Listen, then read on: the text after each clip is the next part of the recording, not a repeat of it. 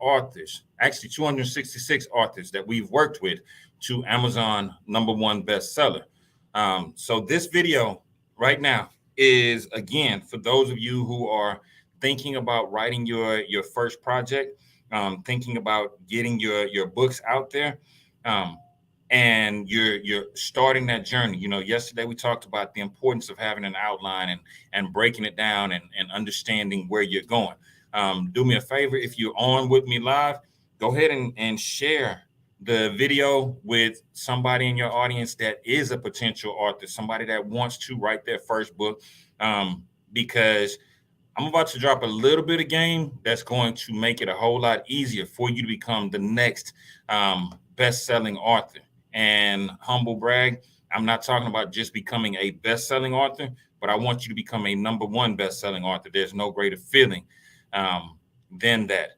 So I want to talk to you about, actually, I don't want to talk to you. I am going to talk to you. I'm going to give you a little bit of game about becoming the next bestseller by knowing your niche. Knowing your niche. Now, if you don't understand what the niche is exactly what it takes for you to it's exactly, yeah, we dropping $1 million worth of game over here for less than $9.99. You know what I'm saying? But the niche is the specific audience that you are working with. And I'll give you this example because I really want you to understand. A lot of people say, well, my book is for everybody. It's for everybody out there. No, it's not. It's not. Your book is for a specific target audience. There are specific people that are looking for the information that you are going to share, right? And so how do you pick your niche? First thing is you got to know what you're talking about. Know your subject. And when you know your subject, then you know exactly what it is that you're talking about. You have expertise, you have experience, you may have degrees, you may have a few things that qualify you in this field. Second thing is, are you passionate about it? Because if you're sharing something that you're passionate about, nine times out of 10, people will consistently come back to you. And when they come back to you, they're going to put you in this box that says, you're the expert in this. I'm coming to you because. Now, the reason for picking your niche goes something like this. I'll give you a story before I break down specific niche markets.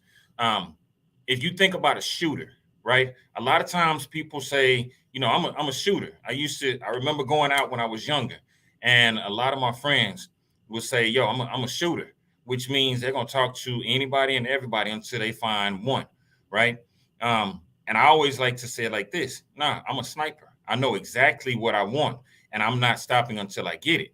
Now, as a shooter, you may strike out 5, 6, 7 times, but as a sniper, you know exactly who you're talking to, and you're going to hit every single time. You may miss a few, but it's very rare.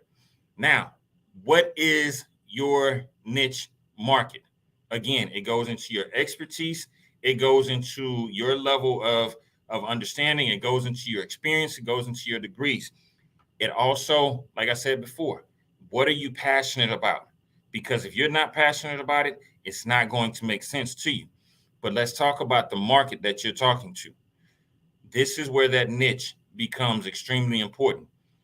When you are talking to, if you put a post on Facebook, or you put a post on Instagram, you put a post on LinkedIn, you put a post on Twitter or TikTok, or even you're in a clubhouse room, right?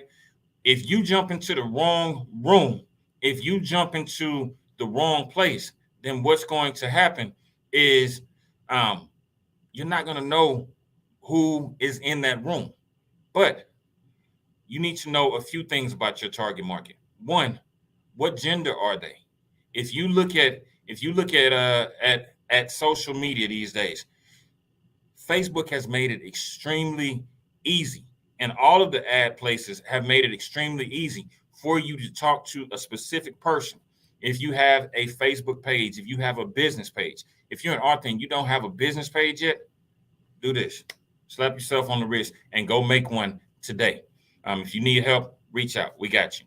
But you need to know what gender are they, because males and females have different concerns, different things that they're facing when they're tuned in with you. Second is, what age group are they in? Why is age important? Because different ages face different issues. I give you an old joke. Hopefully, nobody gets offended, but it's an oldie but a goodie. I heard, right? There were these three men, and they were 60, 70, and 80. The 60-year-old said, "Hey, every morning at about 5 o'clock, I wake up because I have to go to the restroom." And so 70-year-old said, "Man, what a blessing." He said, "Because at 4 o'clock every morning, I wake up because I have to go to the restroom." The 80-year-old said, "Well, both of y'all are blessed." They said, "Why?" Said, "Well, because every morning at 3 o'clock, I have to go to the restroom." Said, "Okay." He said, "Yeah, but I don't get out of bed until 6." So different issues face different groups. I know that's a little bit extreme. Like I said, my jokes ain't always funny, but you get the point. Um, when it comes down to the different age groups, an 18 to a 25-year-old is facing something different, has a different mentality than a 25 to a 30-year-old. A 30 to 40-year-old is facing different issues than a 40 to 50-year-old. 50 to 60, 60 to 70, you get the point. Make sure you understand what age range they're in. Next thing that you want to think about is, what are their hobbies and passions? Because when you know what their hobbies are, when you know what they're passionate about, then you know who is able to follow you through the book. If you're talking to someone that is a black male that's between the ages of, I'll say, 25 to 45 these days, and you start your post off, or you start something that you're writing about, with fam, well, guess what? They're going to relate because they understand that language. If you say bro to somebody who's under the age of 30, they're gonna say, "What's up, bro?" They get where you're coming from. These days, you see a lot of women that's like sis or queen. They are talking to a specific group of people. They're talking to women that can relate, that can put that crown on and adjust according to that. You need to know what are their issues or concerns. The reason that you want to know what their issues and concerns are is because when you're writing, you want to address those issues. You want to address the things that they're concerned with, and then give them, not only give them some information that can help them, but give them valuable information. Don't just scratch the surface. Give them enough information that it helps them to understand where they are and takes them to the next level in that particular lane.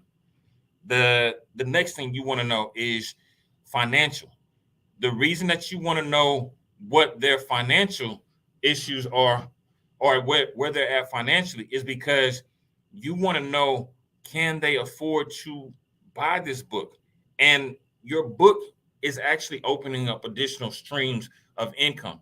Here's why it's important to understand their financials, because if they can't afford your next level of programming, let's say you're targeting someone who's making 20,000 a year or less. No offense to anybody that's making 20,000 a year or less, but if your program is 2,500 or more, they can't afford it. It's going to be too much of a sacrifice, and it's going to deter them and run them away. But now, if you're talking to somebody who makes 50,000 to 100,000, and your program is 2,500, which is your speaking engagement, your coaching program, your webinar, your workshop, your whatever it is that you offer, they can afford to work with you. They can afford to get more information from you, and you become an expert in that field for them. And the last thing that you want to know within your niche is, where are they located? What social media platforms are they on? Are they, if they're younger, they're going to be on TikTok, Instagram, Snapchat. If you like those, salute. If you don't, then that may not be your market. If you don't have a presence on the platforms that they're on, guess what? You need to get one.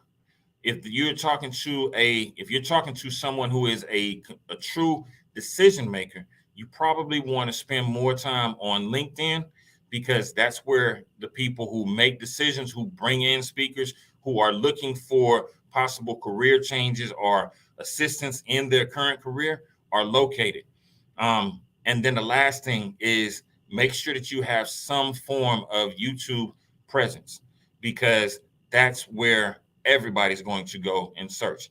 Everybody with a smart TV these days can click on YouTube, and next thing you know, they're looking at your videos. They're watching you on the big screen. You become as big as the NFL Super Bowl, right? So know your target market, know your niche, know exactly what it is that you want to convey, know what you're an expert about, and know what you're passionate about. Because if this is something that you choose to, this is an endeavor that you choose to continue with, then what's going to happen is a lot more people are going to start following you. And once they start following you, you become the expert that they look to for that information. Once they become the expert, once you become the expert, not they become the expert. Once you become the expert, then you offer that book, you offer that product, that service, you offer those speaking engagements, you offer that coaching program, you offer all those things that people are looking for from you. Your book is the beginning of your business as an entrepreneur. Hopefully, I gave you a little bit of something to work with. Thank y'all for everybody that tuned in. Love y'all. Appreciate y'all. I'll see y'all next time.